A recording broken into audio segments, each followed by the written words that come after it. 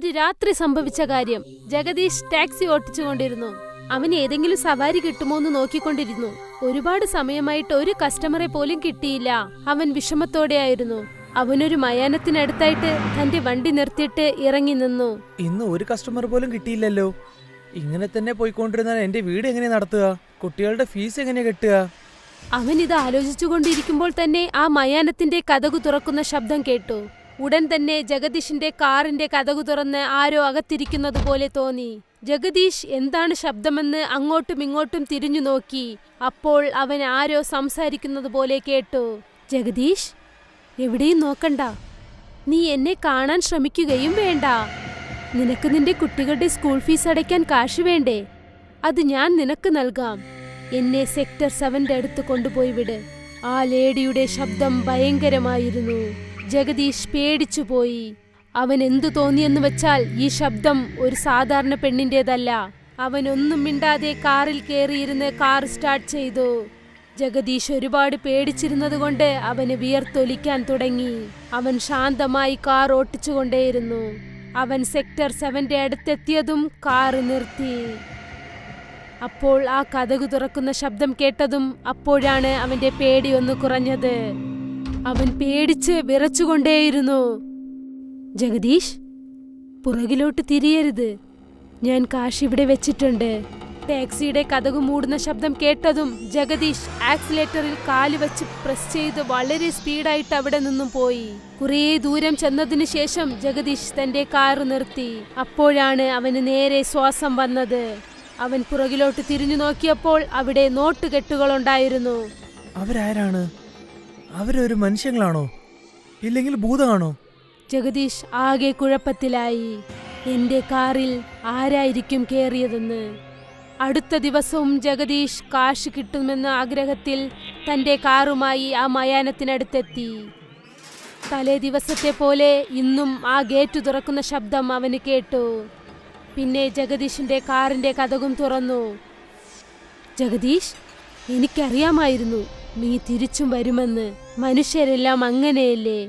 കാശ് ആരാ വേണ്ടാന്ന് പറയുന്നേ? എന്നെ സെക്ടർ നമ്പർ 7 അടുത്തേക്ക് കൊണ്ടുപോകൂ. ശരി. ഇന്ന് ജഗദീഷ് ഇന്നലത്തെ അത്രയും പേടിച്ചില്ലായിരുന്നു. എന്തുകൊണ്ടെന്നാൽ അവന്റെ മനസ്സിൽ ഒരുപാട് കാശ് കിട്ടുമെന്നുള്ള ആഗ്രഹമായിരുന്നു. അവൻ വേഗത്തിൽ കാർ ഓട്ടിച്ചു കൊണ്ടുവന്നു. സെക്ടർ 7 അടുത്തെത്തിയതും കാർ നിർത്തി. ജഗദീഷ്, പുറകോട്ട് തിരിഞ്ഞു നോക്കല്ലേ. ഞാൻ കാശ് ഇവിടെ വയ്ക്കാം. തലേ ദിവസം പോലെ തന്നെ അന്നത്തെ സവാരിയും കഴിഞ്ഞു. പിന്നെ ജഗദീഷ് കാറും എടുത്തുകൊണ്ട് അവിടെ നിന്ന് പോയി. ജഗദീഷ് ബാക്ക് സീറ്റിൽ നോക്കിയപ്പോൾ അവിടെ പണക്കെട്ടുകളുണ്ടായിരുന്നു. ഇത് കണ്ടപ്പോൾ ജഗദീഷിന് ഒരുപാട് സന്തോഷമായി. ദിവസങ്ങൾ ഇങ്ങനെ കടന്നുപോയി. ജഗദീഷ് പകലൊക്കെ കിടന്നുറങ്ങിയിട്ട് രാത്രിയാകുമ്പോൾ തന്റെ കാറും കൊണ്ട് ആ മയാനത്തിനടുത്തേക്ക് പോകും. എന്നിട്ട് കാത്തിരിക്കും. ജഗദീഷിന്റെ സവാരി എന്തെന്ന് വെച്ചാൽ സെക്ടർ നമ്പർ 7 ആ പ്രേതത്തിനെ കൊണ്ടുപോയി വിടണം. അതിനു പകരം ദിവസവും അവന് പണക്കെട്ടുകൾ കിട്ടുമായിരുന്നു. കുറച്ചു ദിവസങ്ങൾക്ക് ശേഷം ജഗദീഷിന്റെ മനസ്സിൽ ആ സവാരിയുടെ കാര്യം എന്താണെന്ന് അറിയാനുള്ള ആഗ്രഹം വന്നു. അവൻ അവരോടത് ചോദിച്ചു. ഇവിടെ നോക്കൂ, നിങ്ങൾ തെറ്റായിട്ട് വിചാരിച്ചില്ലെങ്കിൽ ഞാനൊരു കാര്യം ചോദിച്ചോട്ടെ? നിനക്ക് എന്നെ കുറിച്ച് അറിയണമെന്നുണ്ടോ? ഞാൻ ആരാണെന്നും പിന്നെ ദിവസവും ഞാൻ എന്തിനാ ആ സെക്ടർ നമ്പർ 7 പോകുന്നതെന്നും അറിയണോ നിനക്ക്? അതെ അനിയത്തി. ശരി, ഞാനെല്ലാം പറഞ്ഞു തരാം. എൻ്റെ പേര് ചന്ദ്രിക എന്നാണ്. ഞാനും എൻ്റെ ഭർത്താവും കൂടി സെക്ടർ നമ്പർ 7 ജീവിച്ചിരുന്നത്. രണ്ടുപേരും വളരെ സന്തോഷത്തോടെയായിരുന്നു. എന്തുകൊണ്ടെന്നാൽ ഞാൻ ഗർഭവതിയായിരുന്നു. പിന്നെ പെട്ടെന്നൊരു ദിവസം ഞാൻ ഹോസ്പിറ്റലിൽ നിന്നും വീട്ടിലേക്ക് വന്നപ്പോൾ ഞാൻ ചെന്ന് നോക്കിയപ്പോൾ എൻ്റെ ഭർത്താവ് ഞങ്ങളുടെ ബെഡ്റൂമിൽ വേറൊരു പെണ്ണുമായി ഇരിക്കുന്നത് ഞാൻ കണ്ടു. എനിക്ക് വിഷമം തോന്നി. അത് കണ്ടപ്പോൾ ഞാൻ എന്തു ചെയ്യണമെന്ന് എനിക്കൊന്നും മനസ്സിലായില്ല. ഉടൻ തന്നെ ഞാൻ വീട്ടിൽ നിന്നും പുറത്തുപോയി. ഞാൻ ദേഷ്യത്തോടെ റോട്ടിൽ കൂടി നടന്നു പോവുകയായിരുന്നു. ഞാൻ നടന്നു പോയിക്കൊണ്ടിരുന്നപ്പോൾ പെട്ടെന്ന് ദൂരെ നിന്ന് വന്ന ഒരു ട്രക്ക് എന്നെ ഇടിച്ച് തറയിലേക്കിട്ടു. ഉടനെ ഡോക്ടർ ഓപ്പറേഷൻ ചെയ്ത് എൻ്റെ കുഞ്ഞിനെ രക്ഷപ്പെടുത്തി. പക്ഷേ എന്നെ രക്ഷിക്കാൻ പറ്റിയില്ല. എൻ്റെ കുഞ്ഞിൻ്റെ മുഖം കണ്ടതും ഞാൻ മരിച്ചുപോയി. അന്നു മുതൽ ഞാൻ എൻ്റെ കുഞ്ഞിനെ കാണാൻ വേണ്ടിയാണ് സെക്ടർ നമ്പർ 7ലേക്ക് പോകുന്നത്. ദൈവമേ, നിങ്ങൾക്ക് മുക്തി കിട്ടിയില്ലേ? എന്റെ ആത്മാവ് ഇപ്പോഴും എന്റെ കുഞ്ഞിനെ ചുറ്റി ചുറ്റി വരികയാണ്. എനിക്ക് ദിവസവും അവനെ കാണണമെന്ന ആഗ്രഹമുണ്ട്. ശരി അനിയത്തി. ജഗദീഷിന് തന്റെ ചോദ്യത്തിന് ഉത്തരം കിട്ടി. ഉടനെ തന്നെ സെക്ടർ നമ്പർ 7 എത്തി. സവാരി അവിടെ ഇറങ്ങുകയും ചെയ്തു.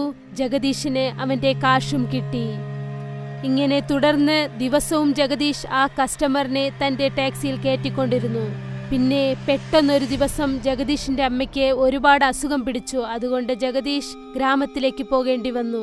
അവൻ അവന്റെ അനിയനോട് സംസാരിച്ചു കൊണ്ടിരുന്നു. ഇവിടെ നോക്ക് രാജു, ഞാൻ അമ്മേന്റെ കൂടെ ഗ്രാമത്തിലേക്ക് പോവാണ്.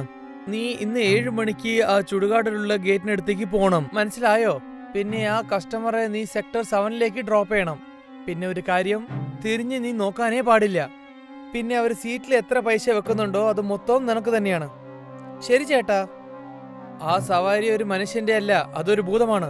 പിന്നെ വീണ്ടും ശ്രദ്ധിച്ചോ, നീ തിരിഞ്ഞു നോക്കാൻ ശ്രമിക്കാനേ പാടില്ല. രാജു അത് സമ്മതിച്ചു. പക്ഷേ അവൻ പ്രേതമുണ്ടെന്നുള്ള കാര്യം വിശ്വസിക്കുന്നവനല്ല.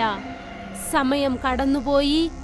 രാജു കാറും കൊണ്ട് മയാനത്തിനടുത്തെത്തി. കുറച്ചു സമയത്തിന് ശേഷം അപ്പോഴാണ് രാജുവിന് മയാനത്തിന്റെ ഗേറ്റ് തുറക്കുന്ന ശബ്ദം കേട്ടത്. പിന്നീട് രാജുവിന്റെ ടാക്സിയുടെ കതകു തുറന്നു. ആരോ അകത്തു വന്നിരുന്നു. പുറകിലോട്ട് തിരിയണ്ട, എന്നെ സെക്ടർ 7ലേക്ക് കൊണ്ടുപോകൂ. ഞാൻ നിങ്ങളുടെ കാശ് ഇവിടെ വയ്ക്കാം. ശരി. രാജു കാർ ഓട്ടിച്ചുകൊണ്ടേയിരുന്നു. പക്ഷെ അവന്റെ മനസ്സിൽ ആ കസ്റ്റമറിനെ കുറിച്ചുള്ള ചിന്തയായിരുന്നു. എനിക്കെന്തോ ഒരു പ്രേതമൊന്നും തോന്നുന്നില്ല. എനിക്ക് ഈ ഭയങ്കര ശബ്ദത്തിന് മുമ്പ് ഒരു ഭംഗിയുള്ള പെണ്ണുണ്ടെന്നും തോന്നുന്നു. ഒരു പക്ഷേ ശബ്ദം മാറ്റിട്ട് നമ്മളെ പേടിപ്പിക്കാൻ വേണ്ടി ശ്രമിക്കുകയാണോ?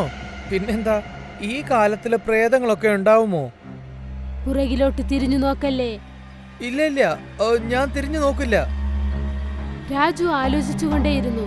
താൻ മനസ്സിൽ കരുതിയ കാര്യം ആ പ്രേതം എങ്ങനെയാണ് കേട്ടതെന്ന്. രാജു തുടർന്ന് കാർ ഓട്ടിച്ചുകൊണ്ടേയിരുന്നു. രാജു എന്താലോചിച്ചെന്നാൽ ആ കസ്റ്റമറിനെ കാണാൻ എങ്ങനെ പുറകോട്ട് തിരിയാമെന്നാലോചിച്ചു.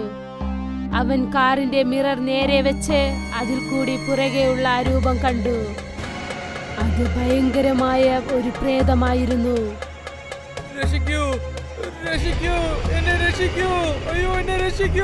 ഞാൻ പറഞ്ഞില്ലേ എന്നെ നോക്കരുതെന്ന്.